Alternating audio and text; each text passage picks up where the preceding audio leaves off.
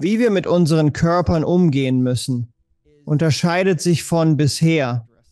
Unsere Körper sind äußerst intelligent, göttliche Schöpfungen. In jedem von uns steckt das Wissen darüber, was wir wirklich brauchen. Der Körpercode hilft uns, diese Bedürfnisse zu entschlüsseln.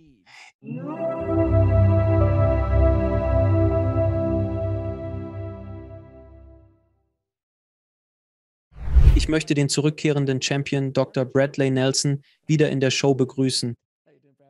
Wie geht's, Bradley? Großartig, Alex. Schön wieder hier zu sein. Danke für die Einladung. Ich glaube, du warst Die erste Person, mit der ich über Energieheilung sprach, begeisterte das Publikum. Du hast mich in das Konzept eingeführt, andere in der Show präsentiert und mich tiefer in die Welt der Energieheilung geführt. Dann veröffentlichtest du natürlich dein neues Buch, den Body Code, die Fortsetzung des Emotion Code oder Emotional Code. Es ist die Fortsetzung. Genau, zum Körper. Genau. Der Körper. So ist es, ja. Also mein Freund, erste Frage, was ist eigentlich der Body Code? Nun, lassen Sie mich ein wenig zurückgehen. Im Jahr 1980 ging ich zur Schule in Hawaii und ich belegte einen Kurs eher aus einer Laune heraus über Computerprogrammierung. Und ich war sofort Hals über Kopf verliebt in Computer und Programmierung. Schließlich brachte ich mir selbst bei, wie man programmiert. Schließlich hatte ich Anfang der 80er ein Geschäft namens The Computer Tutor. Ich besuchte Unternehmen, in denen die Leute einen neuen IBM-PC oder Apple II kauften, aber nicht wussten, wie sie ihn nutzen sollten, da es kaum Software für sie gab. Also programmierte ich und richtete eine relationale Datenbank für ihr Unternehmen ein, damit sie ihren Computer effektiv nutzen konnten. Das hat mir wirklich Spaß gemacht. Ich liebe es, das zu tun. Nun, also dann war es wirklich eine Antwort auf mein Gebet. Zu einem bestimmten Zeitpunkt wurde ich zurückgebracht. Diese Entscheidung, was ich mit dem Rest meines Lebens machen würde. Und ich betete darüber, was zu tun sei, und ich bekam tatsächlich eine Antwort. Die Antwort führte mich in die Heilkunst. Also, als ich die Chiropraktikschule verließ und anfing, an Patienten zu arbeiten, hatte ich immer einen Computer dabei, direkt bei mir, während ich Ungleichgewichte bei Menschen fand, im Laufe der Jahre neue Ungleichgewichte fand. Und ich praktizierte etwa 2 Jahrzehnte. Was ich tat, war, ich würde diese in die Datenbank eintragen, die ich aufbaute. Ich erstellte eine große Mindmap, eine Wissensdatenbank über Ungleichgewichte. Allmählich erkannte ich, dass das Unterbewusstsein meiner Patienten alle Antworten kannte. Meine Patienten trugen die Lösungen für ihre Probleme in sich, in ihrem eigenen Unterbewusstsein. Ich wusste, wie man dem Unterbewusstsein Fragen stellt. Meine Karriere in der Computerprogrammierung brachte mir viel über Computer und das Finden von Antworten bei. Was mir klar wurde, ist, dass das Unterbewusstsein in jedem von uns im Wesentlichen ein binärer Computer ist. Es antwortet, wenn man ihm Fragen stellt, und diese Antworten kommen zurück. Normalerweise findet man diese Antworten am einfachsten durch einen Muskeltest. Zum Beispiel, wenn ich jetzt bei dir, Alex, wäre und du deinen Arm parallel zum Boden ausstrecken würdest und sagen würdest, mein Name ist Alex, wäre das eine wahre Aussage. Wenn ich dann auf deinen Arm drücken würde, könntest du mir widerstehen. Wenn du jedoch etwas Unwahres sagen würdest, wie mein Name ist Bob, würde dein Arm nach unten gehen und du könntest mir nicht widerstehen. Das Unterbewusstsein ist also wie ein binärer Computer in uns, der den Unterschied zwischen Wahrheit und Unwahrheit, Negativem und Positivem kennt. Was ich herausfand, war, dass ich Fragen stellen konnte, und das ist eine Art allmählicher Prozess, aber im Laufe der Zeit stellte ich fest, dass das Unterbewusstsein sehr bereit war, Antworten zu geben. In den letzten 10 Jahren meiner Praxis habe ich dies wirklich in großem Umfang gemacht, indem ich einfach die Körper meiner Patienten fragte oder eigentlich ihre Unterbewusstseins, was sie brauchten. Bis dahin hatte ich diese Datenbank mit all diesen Ungleichgewichten aufgebaut.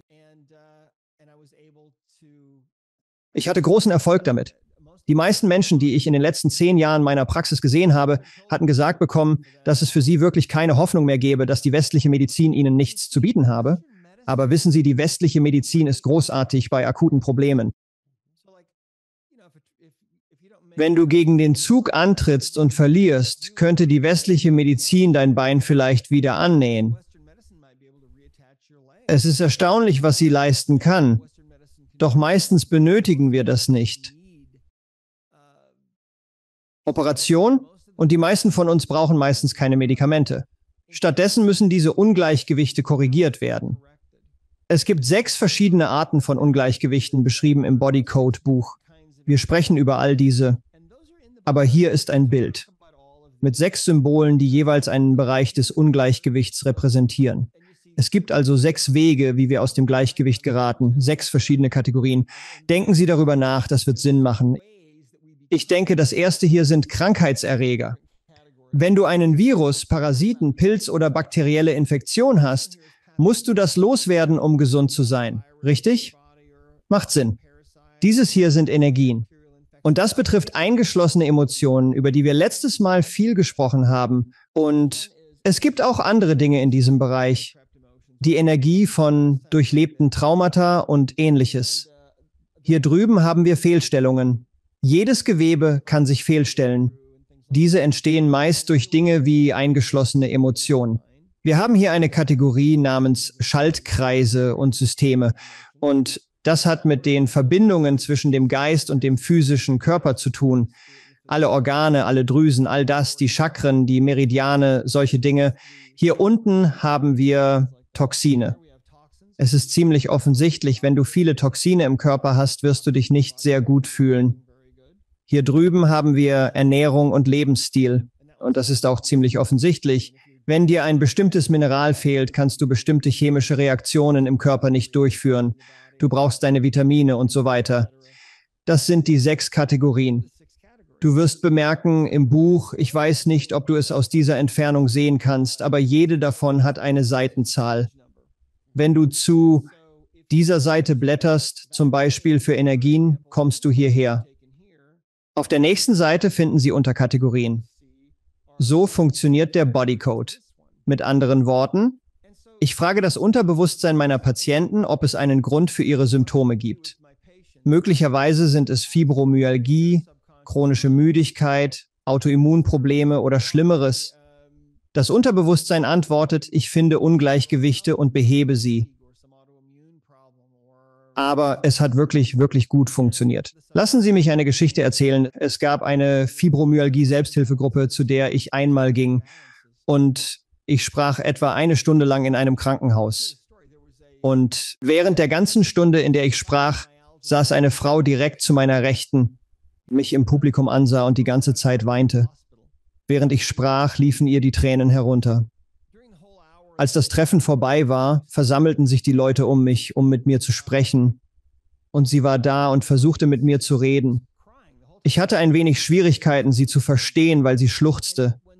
Aber sie erzählte mir, dass sie seit 19 Jahren so sehr unter Schmerzen durch Fibromyalgie litt, was Schmerzen in den Muskeln sind, aber keine bekannte Ursache und keine bekannte Heilung hat. Und sie sagte, sie weinte jeden Tag, weil die Schmerzen so groß waren. Und alles, was sie tun konnte, war, Medikamente zu nehmen. Und alle Ärzte, die sie gesehen hatte, ich glaube, 9 Ärzte in all den Jahren, hatten ihr alle dasselbe gesagt. Nichts wird dir jemals helfen. Alles, was du tun kannst, ist, diese Medikamente zu nehmen.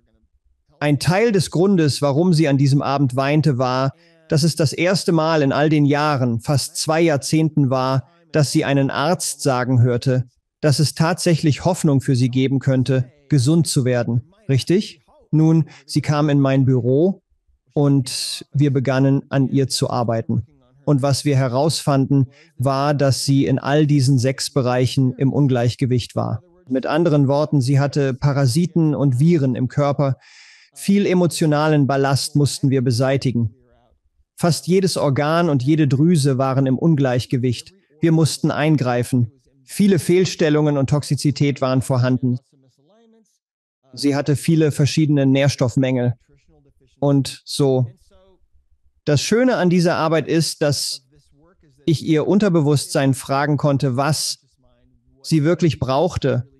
Und ich konnte diese Bedürfnisse ansprechen. Und innerhalb von 3 Wochen war sie völlig schmerzfrei. Das mag unmöglich erscheinen, besonders wenn man an Fibromyalgie leidet. Aber ich bin hier, um Ihnen zu sagen, dass, wie wir unsere Körper behandeln müssen, anders ist als bisher. Unsere Körper sind unglaublich intelligent. Sie sind göttliche Schöpfungen. In jedem von uns steckt das Wissen darüber, was wir wirklich brauchen. Der Bodycode hilft, diese Bedürfnisse zu entschlüsseln. Deshalb nennen wir es den Bodycode. Ein wenig Entschlüsselung ist nötig, aber es ist einfach, wenn man den Prozess beherrscht. Im Grunde genommen ist das ein Handbuch zum Erlernen einer Sprache, einer Programmiersprache des Körpers, wenn man so will. Ähnlich dem Schreiben eines Programms oder Algorithmus. Ja, irgendwie schon. Eigentlich einfacher, weil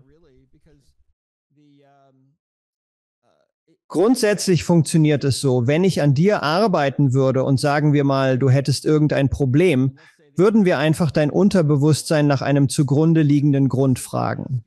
Es könnte mehrere Gründe für das Problem geben, aber das Unterbewusstsein würde uns einen Grund nennen. Es gibt immer nur einen Grund auf einmal, dann würden wir fragen, okay, wo ist dieser Grund? Ist er auf der rechten Seite der Tabelle oder ist er auf der linken Seite? Oh, okay.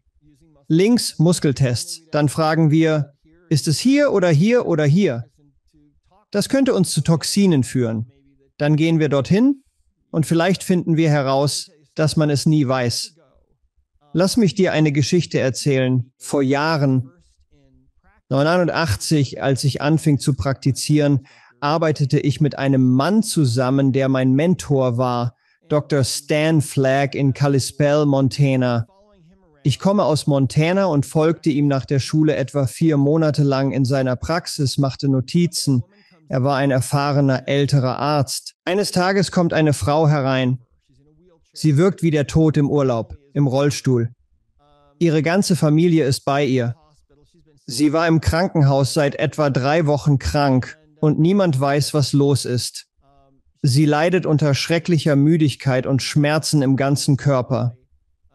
Sie erzählte uns, dass sie sich nur etwas besser fühlte, wenn sie in einer Wanne mit sehr heißem Wasser war.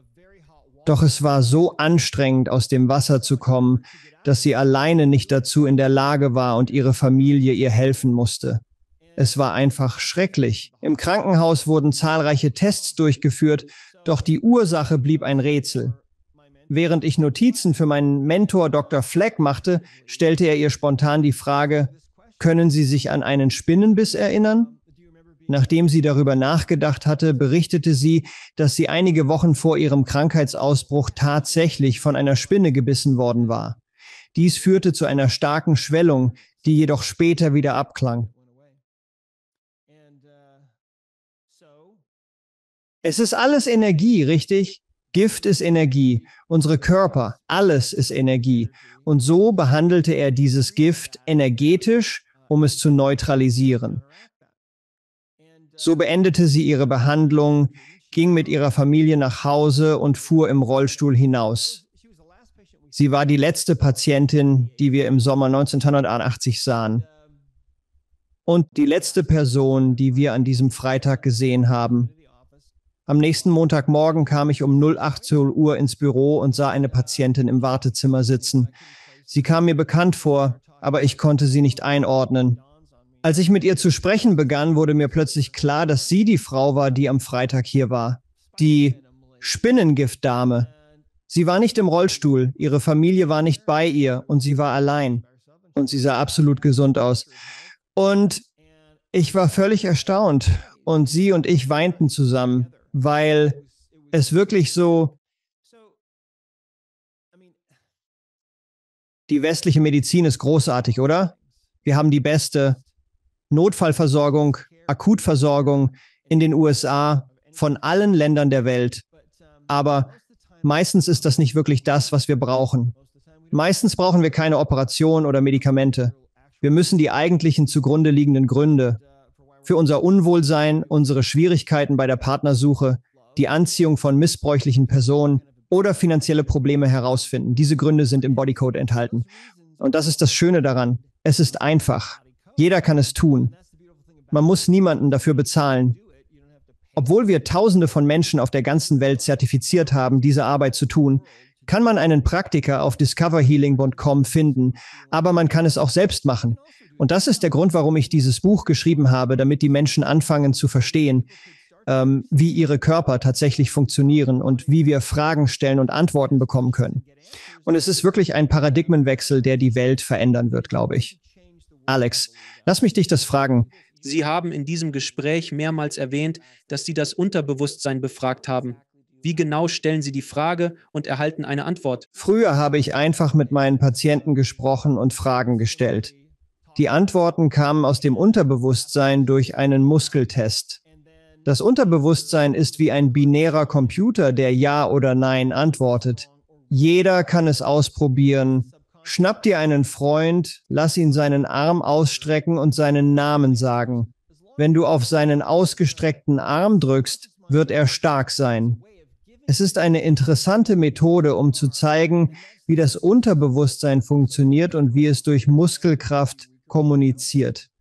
Diese Technik ermöglicht es, Antworten auf eine tiefer liegende Ebene zu erhalten und kann bei verschiedenen Anwendungen hilfreich sein, um verborgene Informationen ans Licht zu bringen. Wenn ich lügen würde, wäre es schwach. Das Unterbewusstsein kann daher nicht lügen. Und es enthält alle Antworten, also das ist das Schöne. Nun, es ist auch lustig, weil gelegentlich mache ich diesen Trick, der für jemanden, der es nicht kennt, Muskeltest heißt, und ich nehme ein Päckchen Süßstoff oder Equal und ein Päckchen reinen Zucker. Und ich sage, okay Leute, haltet das in eurer Hand und ich gebe ihnen zuerst das Zuckerpäckchen und sage, streckt euren Arm aus und mit einem Finger drücke ich einfach auf das Ende des Arms und es ist stark. Okay, großartig. Jetzt legt das Päckchen Süßstoff oder Splenda, künstlichen Süßstoff auf eure Brust und dann streckt euren Arm aus. Und ich benutze denselben Finger und ihr Arm wird schwach und sie sind einfach wie, was zum Teufel hast du gemacht? Ich mache es auch mit Alkohol. Ich gebe ihnen die Flasche Tequila oder das Bier, halte es an deine Brust und schau, wie schwach du wirst. Ja, absolut. Es ist eine energetische Sache und ich habe es bei ein paar Ärzten gemacht und sie meinten, das ist totaler Quatsch. Ich weiß nicht, was du da machst. Sie konnten das Konzept des Muskeltests nicht begreifen und sie waren Ärzte in unserer Familie und sie sagten nur, das ist Hokuspokus. Vielleicht gibt es noch andere Dinge dort draußen. Es gibt Dinge, die du nicht erklären kannst, aus der medizinischen Schule gelernt. Nun, und das ist wirklich ein Teil des Problems, und das mit der westlichen Medizin ist, dass Ärzte geben ihr Bestes mit dem Gelernten. Richtig? Sie lernen von Ärzten, die sie unterrichtet haben, die wiederum von Ärzten lernen, die sie unterrichtet haben. Also diese fest verwurzelten Ideen können weit zurückreichen. Aber es ist an der Zeit, dass wir uns wirklich der Realität öffnen, wer wir sind und was diese Körper von uns, was unsere Körper wirklich sind. Und sie sind göttliche Schöpfungen.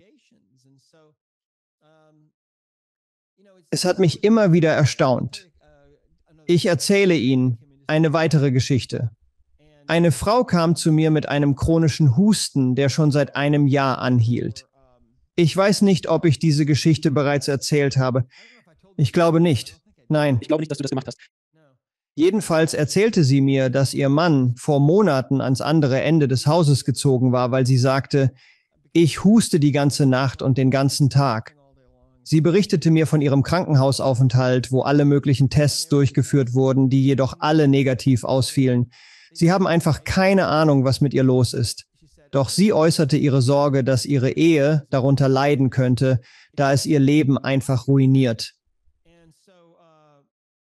Ich holte den Bodycode heraus und begann, Fragen zu stellen an ihr Unterbewusstsein, ob es einen Grund für diesen Husten gibt. Und ich wurde zu diesem Bereich hier geführt. Toxine in diesem Bereich. Ich wurde in einen anderen Bereich geleitet. Da ist der Toxinknopf. Übrigens, du kannst das Buch benutzen, um Ungleichgewichte zu finden. Ich wurde in einen Bereich gebracht, der mit chemischen Toxinen zu tun hatte. Dein Unterbewusstsein deutete an, dass ich einer Chemikalie ausgesetzt war, der ich ausgesetzt war. Das ist Teil dieses Hustenproblems. Also habe ich eine Liste gängiger Haushaltschemikalien gegoogelt und begann, sie nacheinander zu testen. Plötzlich hatte ich einen Treffer. Ihr Unterbewusstsein reagierte stark auf etwas namens Camphophenique. Ich sah sie an und fragte, benutzt du Camphophenique? Sie sagte, Camphophenique? Dann wurde sie blass. Und ich sagte, ja, Camphophenique. Benutzt du das? Sie sagte, ja, ja. Jeden Abend gehe ich rüber und besuche eine ältere Frau, die schon lange eine Freundin unserer Familie ist. Sie liebt es, wenn ich ihr jeden Abend die Füße mit Camphophenique einreibe. Das ist das Letzte, was ich jeden Tag mache. Und ich sagte, naja, das ist dein Problem. Dein Körper mag es nicht. Ich weiß nicht, ob es noch erhältlich ist. Es wurde wahrscheinlich verboten oder so. Es ist sehr... Es ist wie Asbest trinken. Irgendwie. Ja, genau. Wie auch immer, das war's. Ich behandelte die Energie des Gifts in ihrem Körper energetisch. Und sie hörte auf, das Camphophenique zu benutzen und das war's. Kein Husten mehr. Ab diesem Moment hat sie nicht mehr gehustet. Wenn man darüber nachdenkt, war sie ein Jahr lang auf medizinischem Weg, weil sie es weder mit Medikamenten noch mit einer Operation beheben konnten. Sie konnten es wirklich nicht herausfinden. Nichts war offensichtlich. Alle ihre Tests waren negativ. Das ist nicht ungewöhnlich. Ich hatte eine andere Frau, die zu mir kam. Sie war eine junge Frau, Anfang 20, und sie war 5 Tage im Krankenhaus wegen dieser schrecklichen Schmerzen im Bauch. Und sie hatten alle möglichen Tests gemacht. Alle Tests waren negativ. Und schließlich entließen sie aus dem Krankenhaus. Sie sagten, wir können nichts finden, also du musst jetzt gehen. Und so kam sie zu mir. Sie hat Schmerzen auf der Skala von 0 bis 10, wobei 0 keine Schmerzen bedeutet und 10 zurück in die Notaufnahme. Also begann ich sie zu testen, indem ich den Bodycode verwendete und Fragen stellte, ob es einen zugrunde liegenden Grund für diesen Schmerz gibt. Ich fand eingeschlossene Emotionen in diesem Bereich und klärte ein paar Dinge. Einer der Bereiche, zu denen ich geführt wurde, war hier unten bei Toxinen. Entschuldigung, bei Ernährung und Lebensstil, hier drüben. Es gibt eine Tabelle nicht nur im Buch, sondern auch in der App. Lass mich sehen, ob ich das finden kann. Es ist eine Nährstofftabelle, richtig? Also wurde ich zu dieser Tabelle gebracht und ich fragte, okay, hast du einen Nährstoff, den du auf dieser Tabelle brauchst? Ja. Ist er in Spalte A? Ja. Ist es in einer OD-Zeile? Nein. Also in Zeile 2? Ja. Und Carotinoide oder Cholesterinchlorid? Cholin. Oh, es ist Chrom. Also stellte sich heraus, dass sie Chrom benötigte. Wir hatten es früher und ich wusste, dass es gut für den Blutzucker ist und so weiter. Im Moment haben wir keins, normalerweise führen wir es. Ich denke, du wirst wohl etwas besorgen müssen. Dein Unterbewusstsein zeigt, dass du das offensichtlich brauchst. Ich dachte nicht weiter darüber nach, konnte nichts anderes finden, woran ich arbeiten konnte, also schickte ich sie nach Hause. Am nächsten Tag kam sie wieder, meine allererste Patientin. Und jetzt ist sie etwa 10,5. Es wird schlimmer. Und ich war wirklich besorgt, weil sie so starke Schmerzen hatte. Ich erinnere mich, dass ich dachte, ich kann nicht glauben, dass sie im Krankenhaus übersehen haben, was mit ihr los ist, weil sie offensichtlich etwas wirklich Ernstes hat. Also wusste ich nicht, was ich sonst tun sollte, also holte ich den Bodycode heraus und begann erneut Fragen zu stellen. Gibt es einen zugrunde liegenden Grund für all diese Schmerzen, die du hast?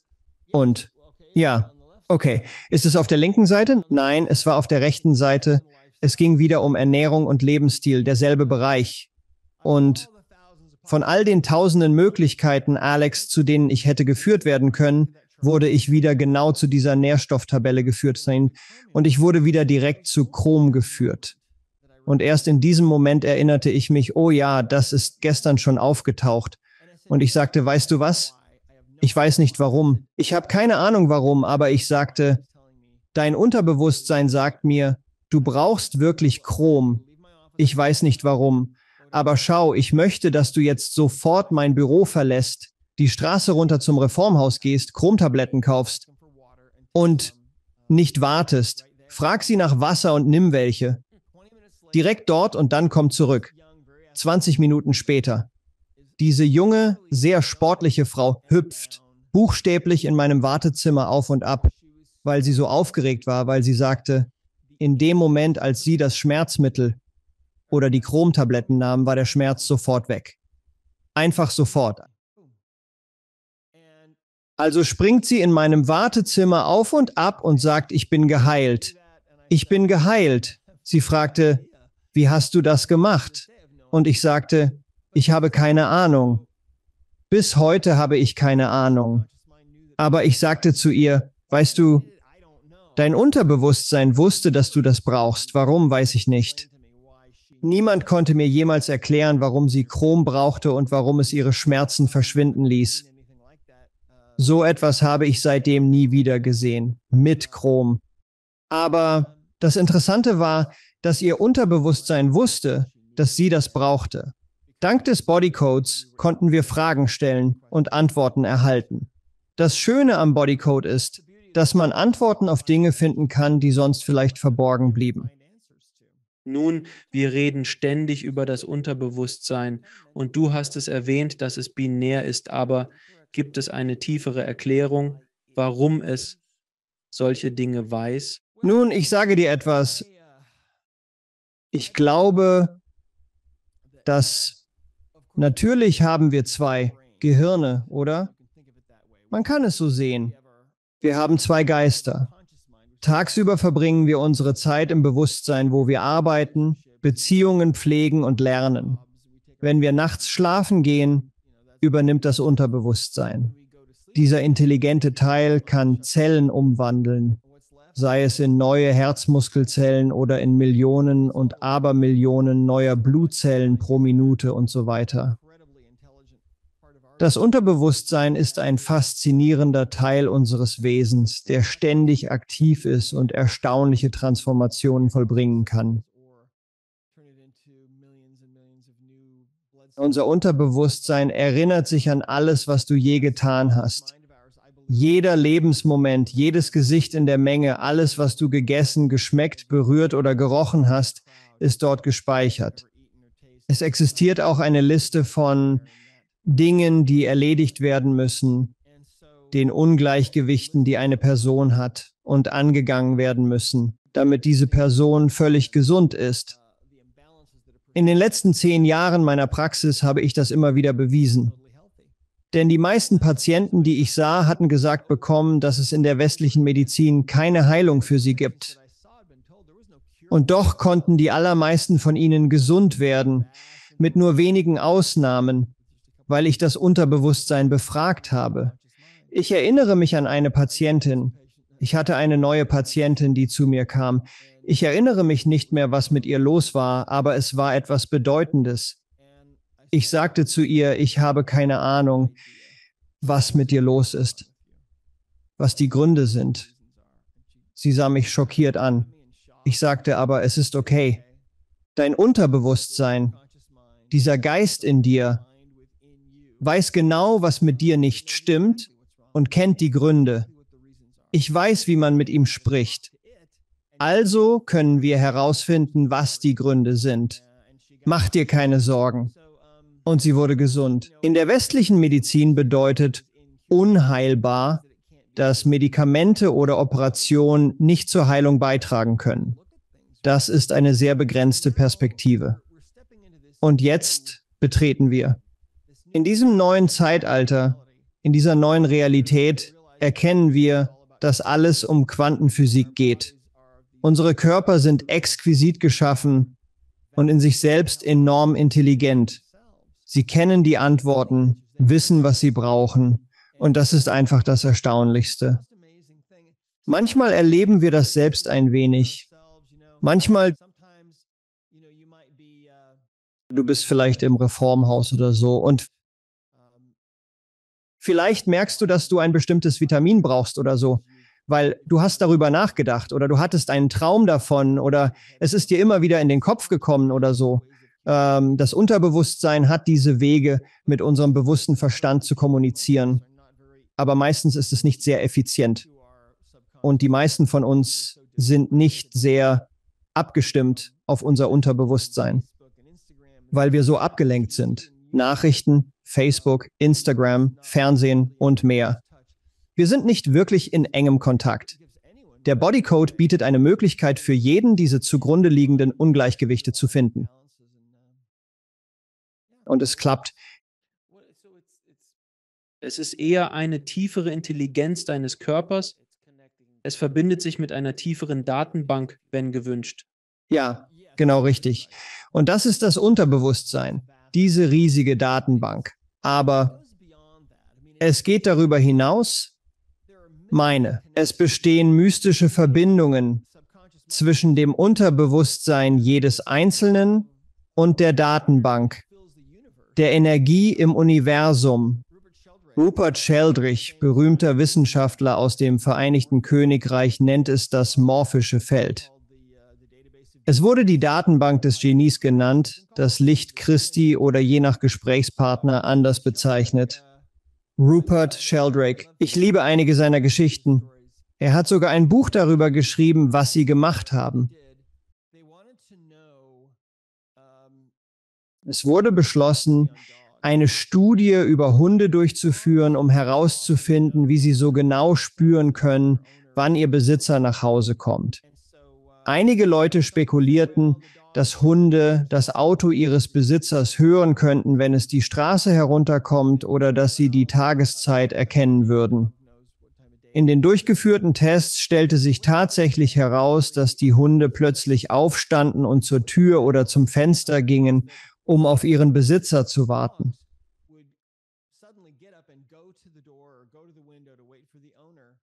Wenn der Besitzer zuerst daran dachte, von der Arbeit nach Hause zu gehen. Wie ist das möglich? Nun, Rupert Sheldrake würde es das morphische Feld nennen, dieses Energiefeld, das zwischen uns allen und allem und auch in uns ist. Und das Unterbewusstsein jeder Person ist damit verbunden, mit dieser Datenbank, diesem morphischen Feld. Und so können unsere Praktizierenden zum Beispiel mit Menschen in großer Entfernung arbeiten und dennoch sofortige Ergebnisse erzielen. Das kann wirklich kraftvoll sein.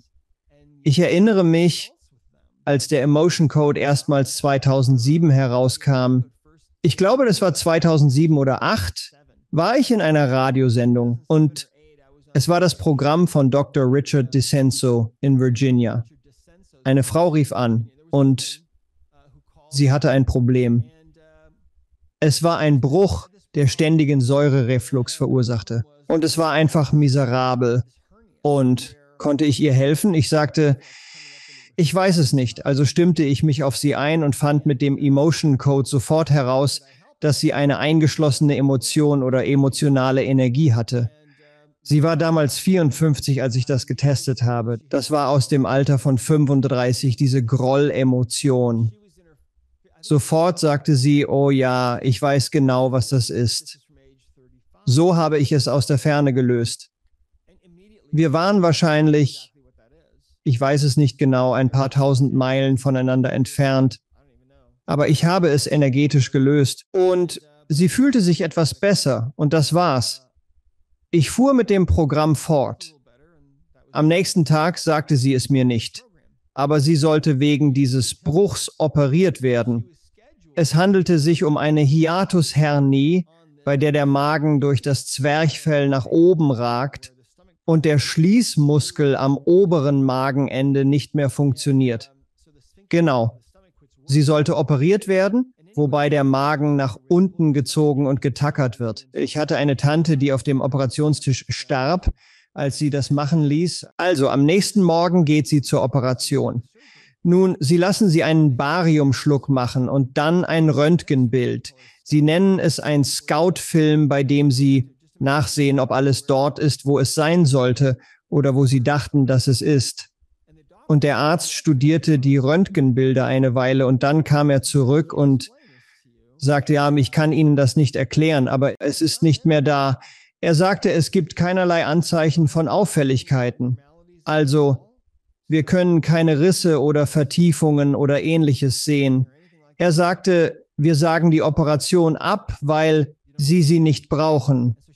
Dann schickt sie mir diese E-Mail, etwa 150 Ausrufezeichen, oder?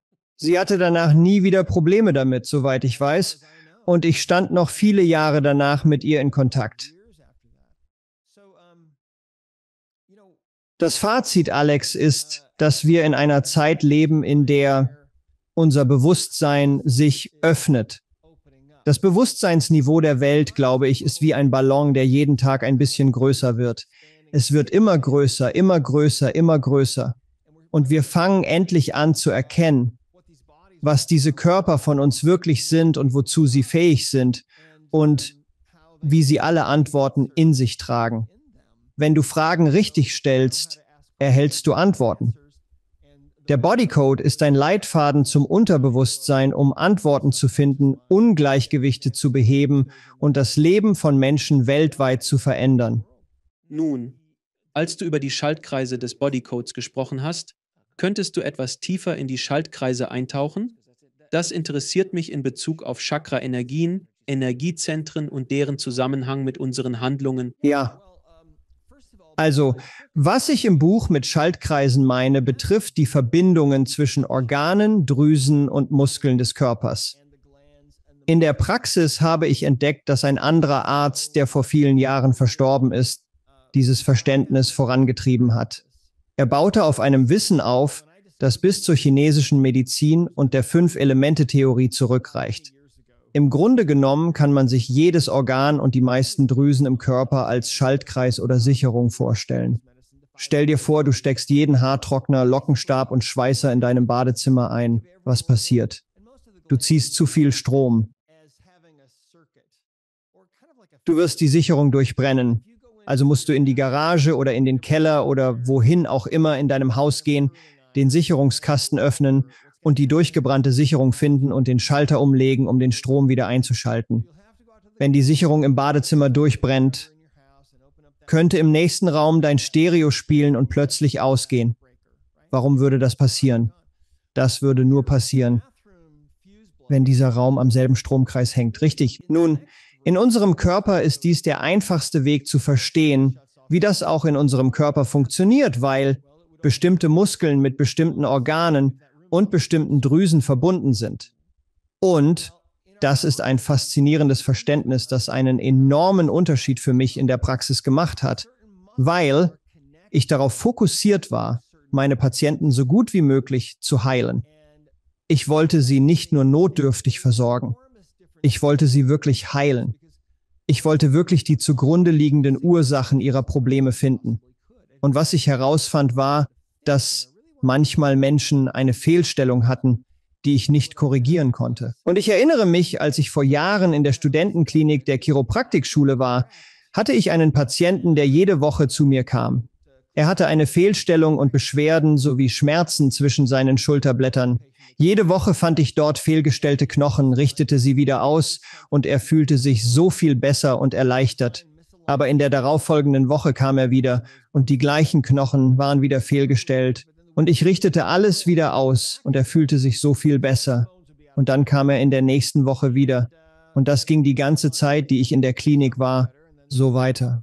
Und ich erinnere mich, dass ich dachte, was ist hier los? Bin ich es? Bin ich ein schlechter Arzt? Liegt es an diesem Typen? Was ist los? Warum bleiben diese Knochen nicht an Ort und Stelle?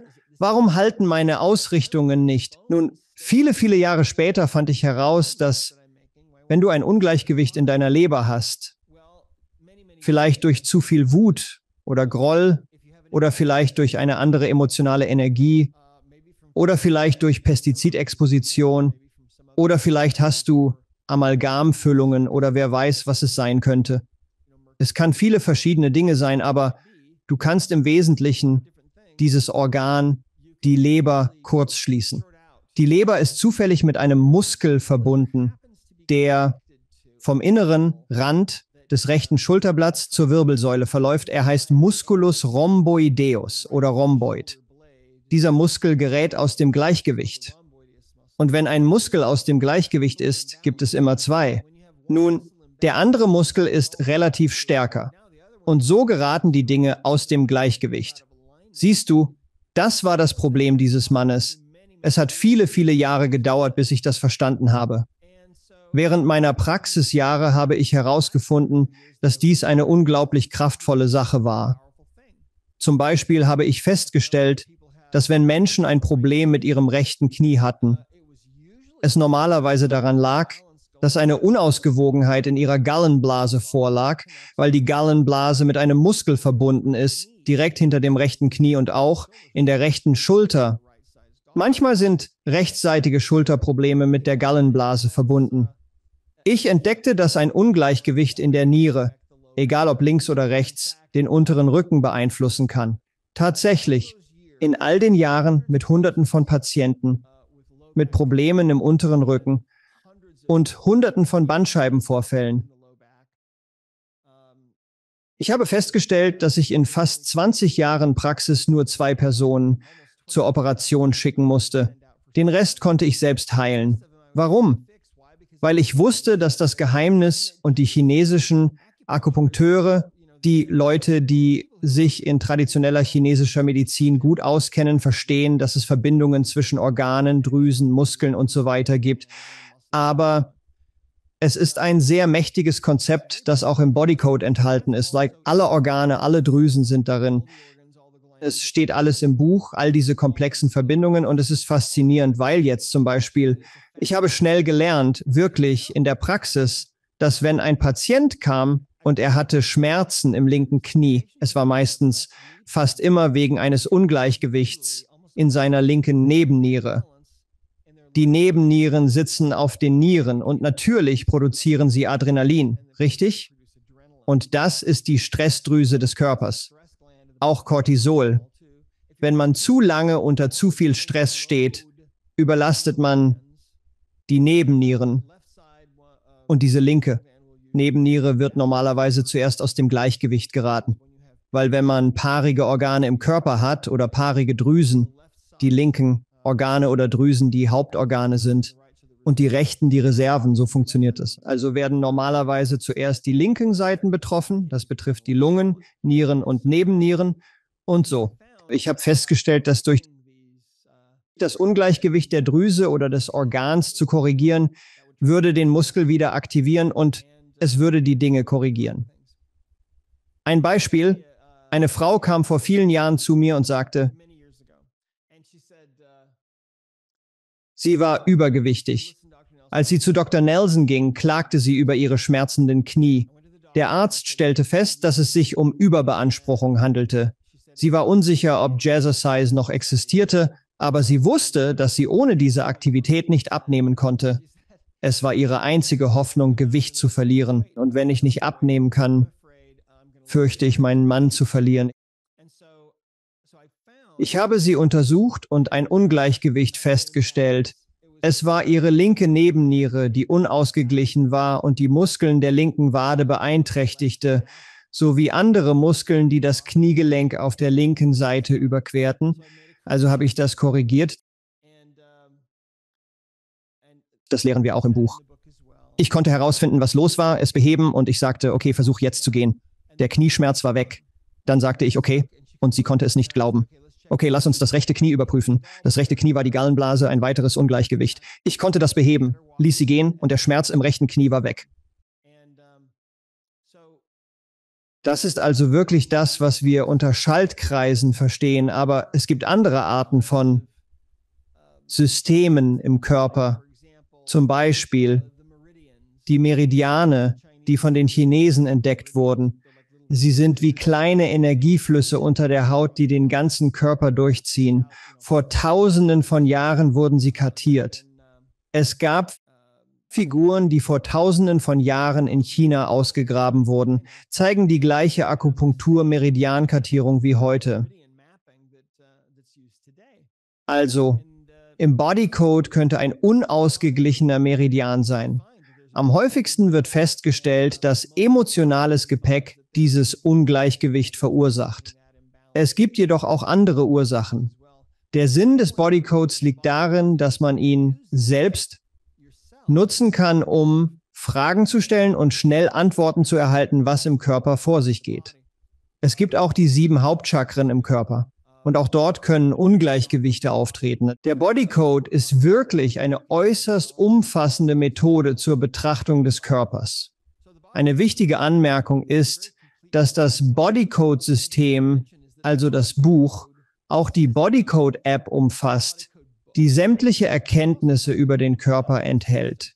Aufgrund der Vielzahl an Informationen war es nicht möglich, alles in das Buch aufzunehmen, da es sonst etwa 4-mal so dick geworden wäre. Also haben wir die häufigsten Dinge hier hineingepackt, zusammen mit allen Erklärungen, wie man das macht. Die Idee des Buches ist, dass es den Menschen helfen soll, zu verstehen, wie das alles funktioniert und ihnen tatsächlich helfen soll, Erfolg zu haben mit dem Bodycode. Wenn Sie sich entscheiden, die Vollversion des Bodycode zu bekommen, können Sie das jederzeit tun. Es ist eine Abonnementanwendung, eine App, die auf jedem Gerät läuft, das Sie haben. Aber viele Menschen werden viel Erfolg haben, indem sie es direkt aus dem Buch verwenden, wie den Emotion Code.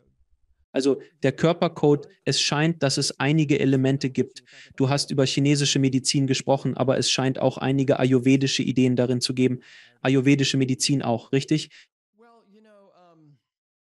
Ja, zum Beispiel die Chakren. Im Grunde genommen ist alles darin, was ich in all den Jahren gefunden habe, das tatsächlich funktioniert hat. Im Buch gibt es einen Abschnitt, in dem ich darüber spreche, auf den Schultern von Riesen zu stehen. Isaac Newton sagte, wenn ich weiter sehen konnte als andere Menschen, dann deshalb, weil ich auf den Schultern von Riesen stehe. Ich zitiere ihn im Buch, weil ohne all die Arbeit, die über Hunderte und Tausende von Jahren geleistet wurde, richtig. Der Bodycode würde nicht sein. Es ist wirklich eine Art Zusammenstellung. Alles, was ich gelernt habe, das funktioniert hat. Alles, was ich finden konnte, alles. Das für mich funktionierte. Und alle Ungleichgewichte, die ich finden konnte. Und manchmal waren diese Ungleichgewichte, die ich finden konnte, Ungleichgewichte, die durch Gebet kamen, weil ich immer um Hilfe von oben bat für alle, die ich sah. Lassen Sie mich fragen, was ist der Glaubenscode?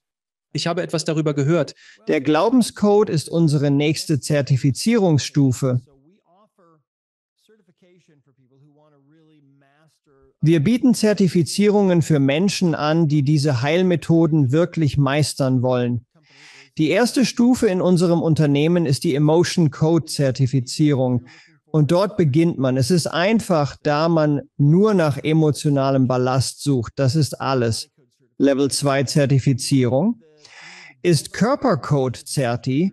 Sie müssen auf der Emotion Code Zertifizierung aufbauen, um die Bodycode Zertifizierung zu absolvieren.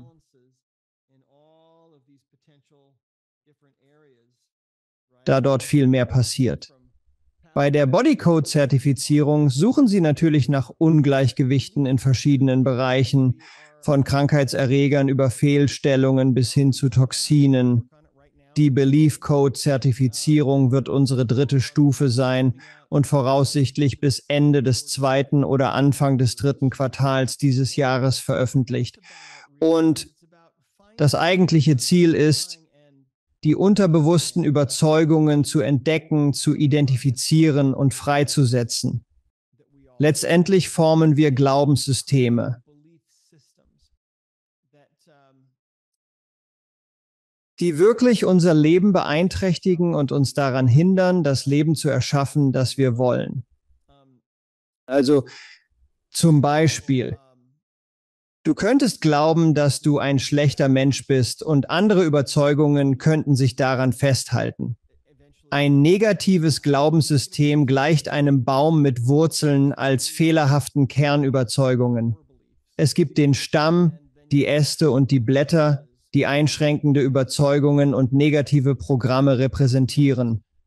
Und Wir beschäftigen uns schon eine Weile damit. Es wurde tatsächlich von ein paar meiner Schüler vor Jahren entwickelt, die im pazifischen Nordwesten lebten, Gwen Ligler und Leilani Alexander, ein paar wirklich brillante Frauen, die ein System erschaffen haben, die sie dreidimensionale Therapie nannten. Und es war wirklich so, dass wir alle irgendwie das Gefühl hatten, sie eingeschlossen, dass es irgendwann Teil dieses Werks sein musste, das wir machen. Und so werden die Leute irgendwann darauf zugreifen können. Ob das jemals ein Buch wird, weiß ich nicht. Es könnte ein paar Jahre dauern. Wir haben derzeit keine Pläne für ein Buch. Wir planen, dass dies unser Level 3 Zertifizierungsprogramm wird. Aber ja, das Unterbewusstsein kennt deine Überzeugungen und es wird ähnlich wie der Bodycode funktionieren, quasi in einem Mindmap-Muster. Und du wirst sehr schnell diese Überzeugungen identifizieren und herausfinden können und dann loslassen. Ja. Und wie man sagt, verbringt man die ersten 7 Jahre seines Lebens damit, sich selbst zu programmieren und den Rest seines Lebens damit, sich zu deprogrammieren. Da ist viel Wahres dran. Ohne Zweifel. Nun, ich werde Ihnen ein paar Fragen stellen, die ich allen meinen Gästen stelle. Was bedeutet für Sie ein gutes Leben? Nun, für mich ist ein gutes Leben stark mit Familie verbunden. Weil, wenn Menschen Tragödien erleben, könnten sie ihr Zuhause verlieren, könnten all ihre weltlichen Besitztümer verlieren. Aber wenn ihre Familie noch intakt ist, dann werden sie ihnen sagen, dass das, was ihnen bleibt, das Wichtigste von allem ist, weil diese materiellen Dinge kommen und gehen. Also, ich denke, darum geht es. Es geht auch darum, zu lernen, wie man lebt.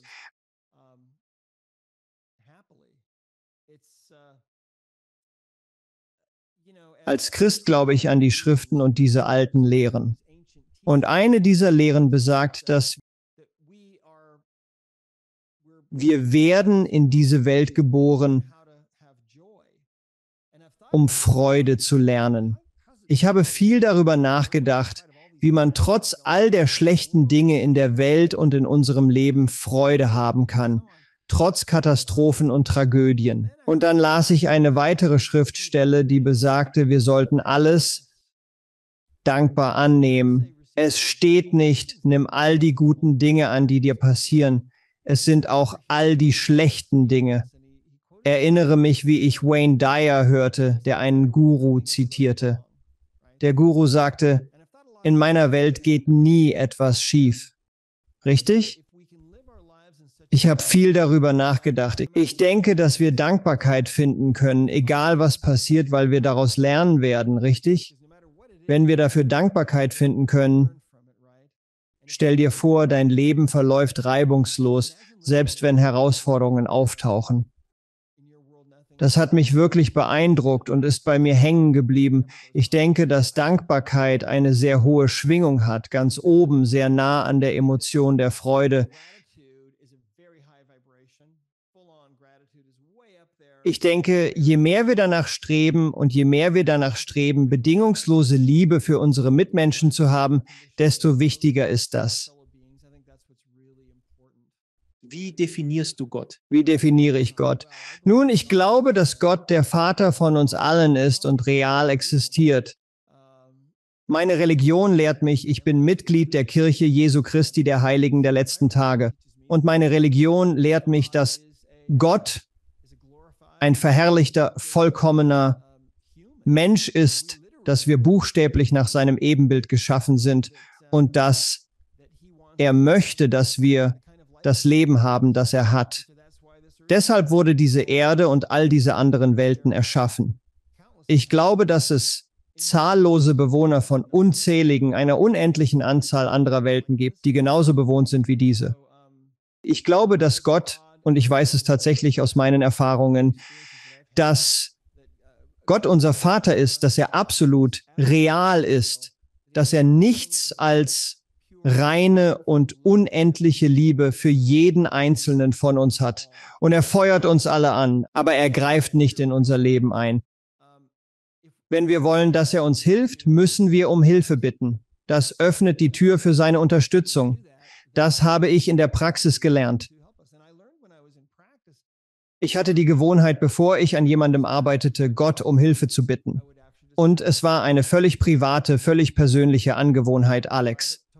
Niemand wusste in all den Jahren, dass ich tatsächlich einen Moment nahm, um ein stilles Gebet für sie zu sprechen. Aber es gab Zeiten, in denen als Antwort auf diese Bitte Informationen wie eine Lawine von Daten und Verständnis in mich strömten. Das war also ungewöhnlich. Es passierte nicht. Sehr oft, aber es passierte.